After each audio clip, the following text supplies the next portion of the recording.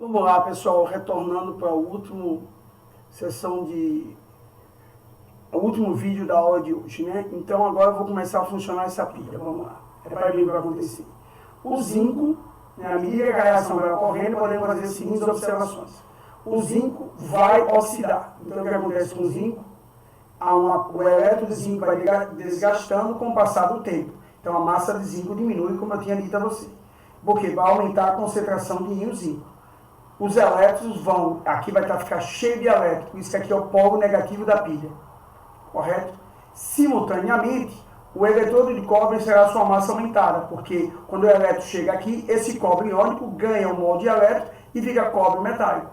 Então, há uma perda da massa do zinco, aumento da massa do cobre metálico. Por que o zinco perdeu a massa? Porque ele sofreu oxidação. E se ele perde elétron, ele é o polo negativo da pilha. Por que o cobre aumentou a sua massa? Porque ele sofreu redução, transformou o cobre iônico em cobre metálico. E se ele transformou o cobre iônico em cobre metálico, sua concentração do íon cobre diminui.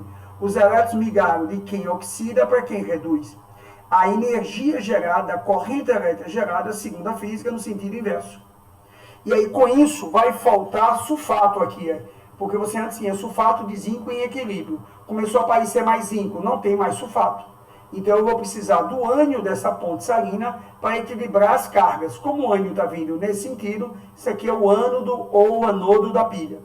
Em compensação, o cobre iônico desapareceu, virou cobre metálico. Então vai sobrar sulfato aqui. Se vai sobrar sulfato, eu vou precisar de cátion para repor esse sulfato em excesso. Senão a pilha para de funcionar porque há um desequilíbrio das cargas em solução. A ponte salina serve para manter o equilíbrio das cargas em solução. E aí, o cátion desce, né, por essa parte da ponte, e se o cátion desce, o cátion vem para cá, então isso aqui é o cátodo ou catodo da pilha. Essa pilha é obrigada a ter ponte salina? É como os recipientes não têm comunicação entre si. Se os recipientes têm comunicação entre si e essa parede é porosa, aí não precisa. O excesso de zinco vem para cá, o excesso de sulfato vem para cá. Aí eu não preciso da ponte salina. Nem sempre o vestibular vai botar uma ponte salina. Porque se ele tem uma interface entre as duas semicélulas, cada célula dessa a gente chama de semicélula. Se eu tenho uma interface entre elas e ela é porosa, o excesso de um vai para o outro lado. E aí balanceia as cargas, a pilha não para de funcionar. Mas do jeito que está aí, a pilha ia parar de funcionar por excesso de zinco 2+, no recipiente da esquerda e falta de íon sulfato.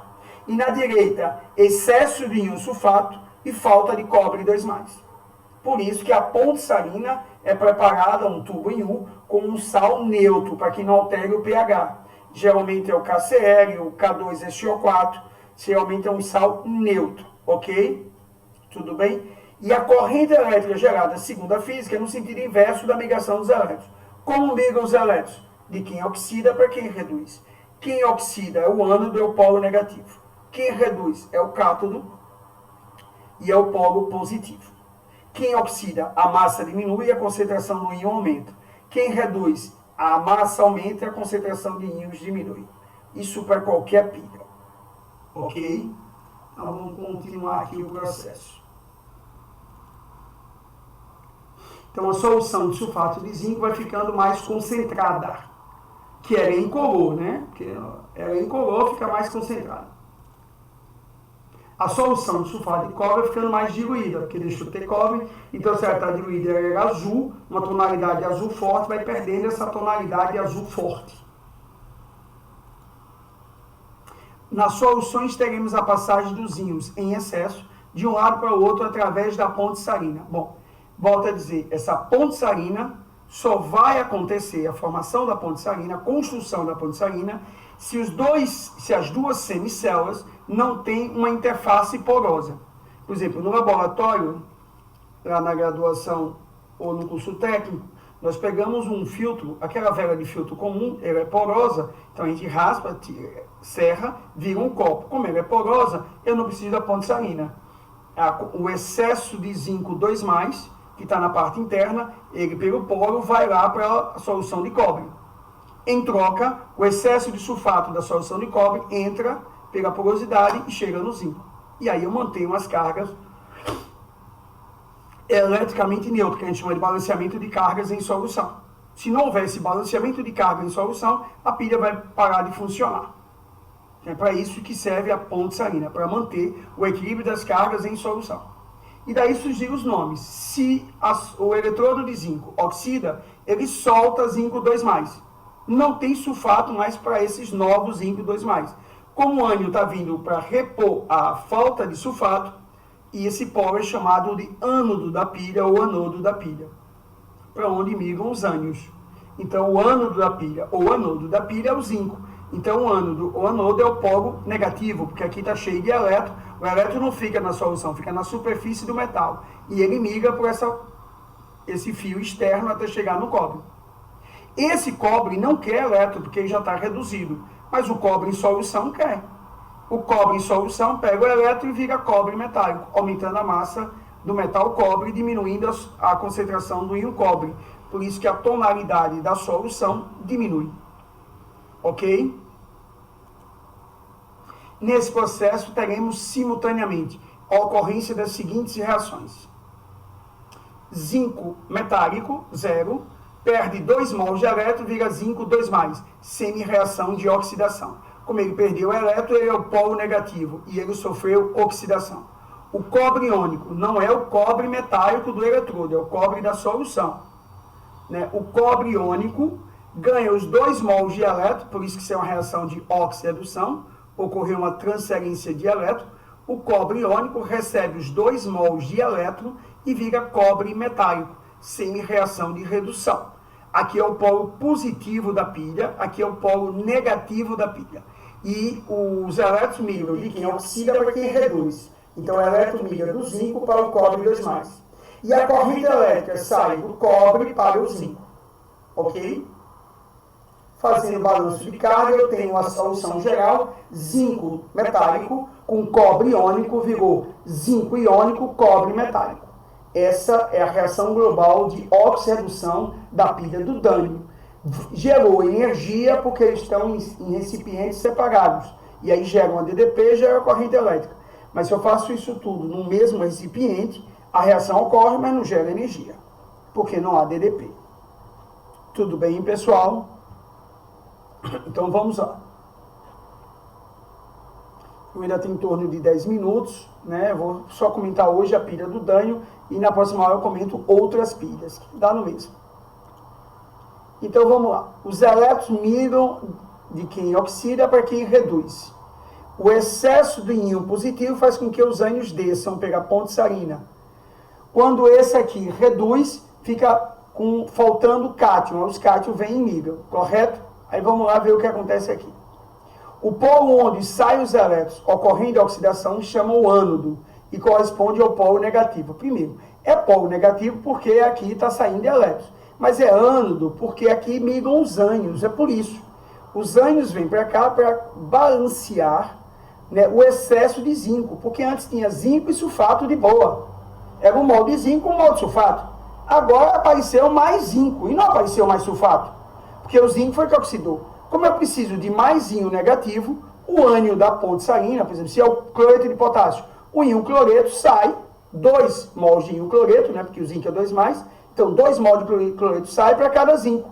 E aí neutraliza, equilibra esse zinco aqui. Mais 2 mols esse zinco aqui, mais 2 mols esse zinco aqui, mais 2 mols esse zinco aqui. Como eu estou usando a representação só de 4 íon zinco, eu ia precisar de 8 mols de íon cloreto, se a ponte fosse de cloreto de potássio, para neutralizar, equilibrar essas cargas aqui. Como o cloreto é um ânion, isso aqui é o ânodo da pilha. Então, é bem fácil, como o professor me disse. Ânodo começa com vogal. Quem começa com vogal sofre oxidação, é o polo negativo. É onde tem perda de massa, aumento de concentração. Do outro lado, o cobre iônico desapareceu. Então, ficou sulfato sobrando.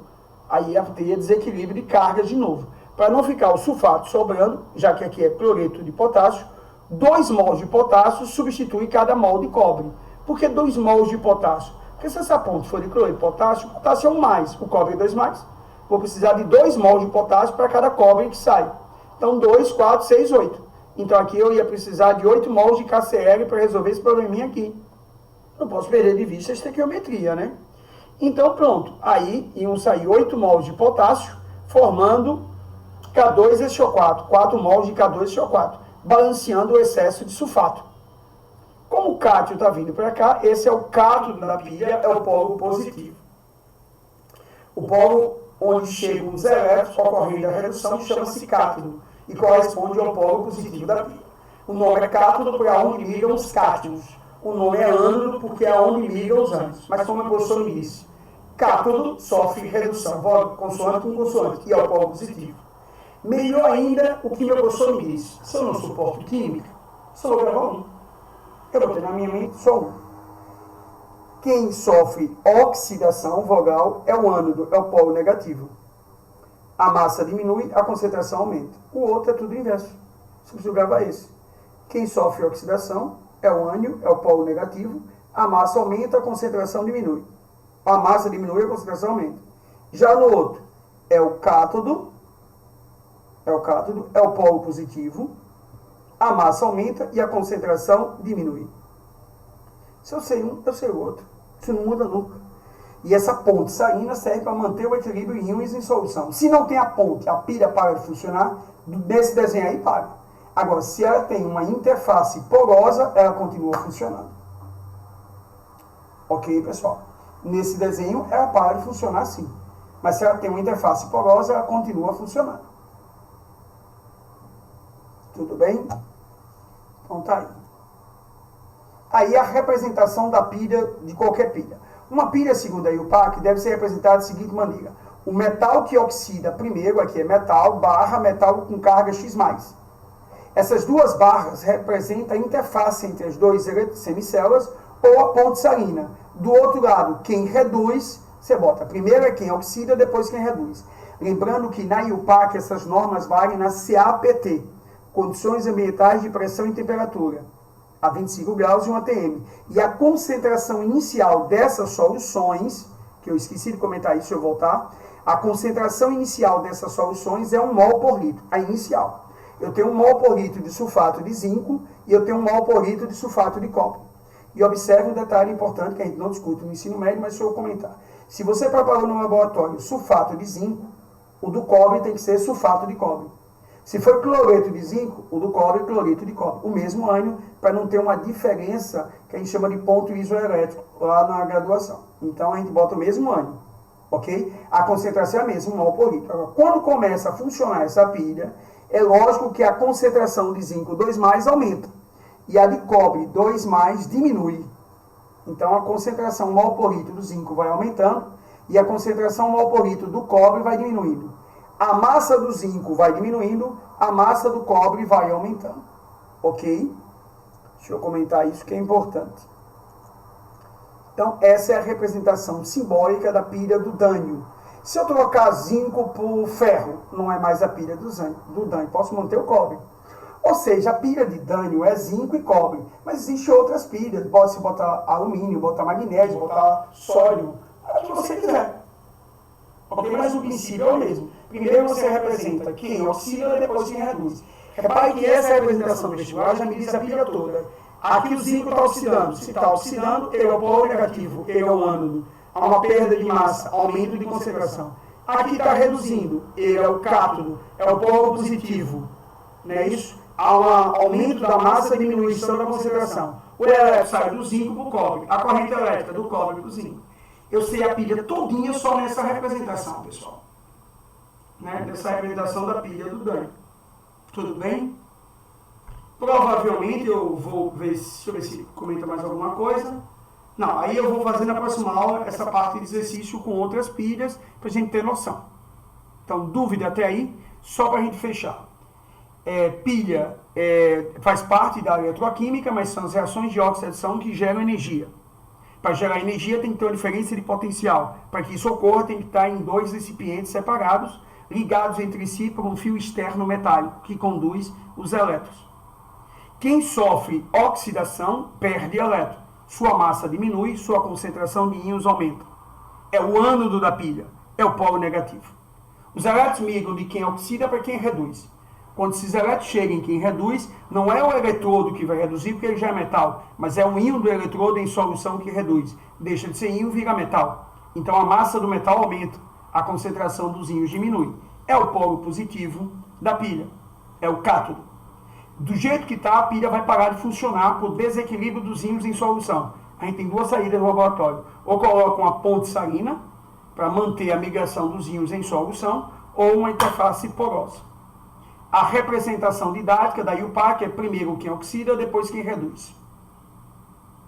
Essas pilhas de IUPAC são representadas na CAPT com concentração inicial de 1 mol por litro de cada espécie envolvida. E aí eu termino essa parte da pilha do Dânio para a gente começar na próxima aula, ok? Continue em quarentena até a próxima aula, que a gente continua com pilhas. Boa noite a todos.